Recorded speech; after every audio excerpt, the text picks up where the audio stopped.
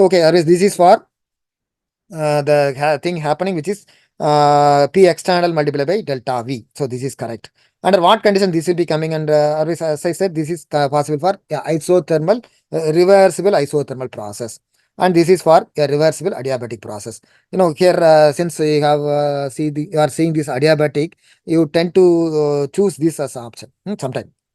Or sometime instead of adiabatic, they also say like the system is nicely surrounded by a constant temperature path, and the isothermal condition is maintained. So by that way, if you are given with that kind of a thing, you would also choose this as an option.